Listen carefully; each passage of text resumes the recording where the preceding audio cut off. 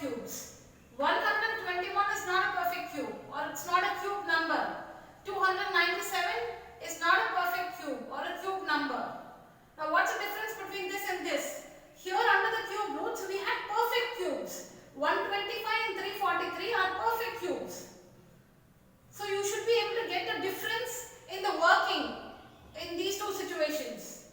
So here we do not apply any rule, we just work it as it is. 125 is 5 cubed and it comes out as 5.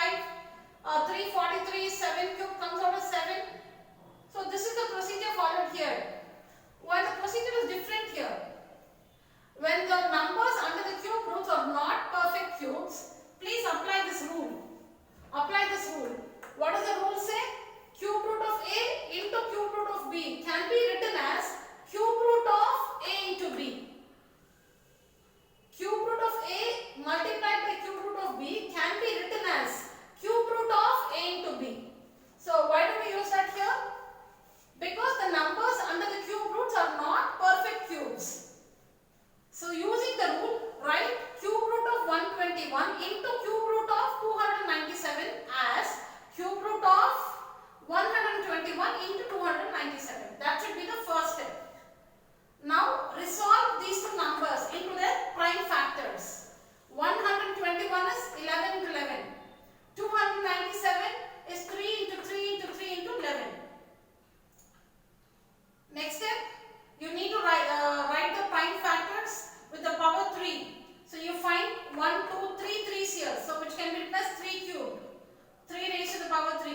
11, 11, 11, 3 times. So 11 raised to the power 3. So we have cube root of 3 cubed into 11 cubed. So how do you get rid of this cube root symbol? From 3 3's, 1 3 out.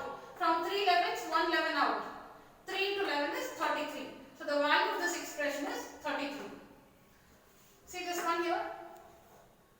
We need to evaluate cube root of 8000 into x to the power 9 into y to the power 6 into z cubed. How do we do this? The first step goes like this. Cube root of 8000 is 20 cubed. X to the power 9 can be written as x cubed into x cubed into x cubed using the law of exponents. We need to write the factor raised to the power 3. So we have x power 9 and x power 9 can be written as x cubed into x cubed into x cubed. How do we go about with this? We need to add the powers. 3 plus 3, 6. 6 plus 3 is 9. And y to the power 6 should be written as y cubed into y cubed. We've understood that the factors must be raised to the power 3 when we are under the cube root. When the factors are under the cube root. So y power 6 should be written as y cubed into y cubed. See here, 3 plus 3 is 6. It's not 3 into 3. You should add the powers. By the law of exponents, we need to add the powers. 3 plus 3 is 6. Z cubed as it is. So now we have to get rid of this cube root symbol by bringing out one factor from 3. So 2 cubed is 20, x cubed is x, x cubed is x, x cubed is x, y cubed is y, y cubed is y, z cubed is z. Meaning from 3, 20 is 120 out, like that. From 3 z's, 1 z out.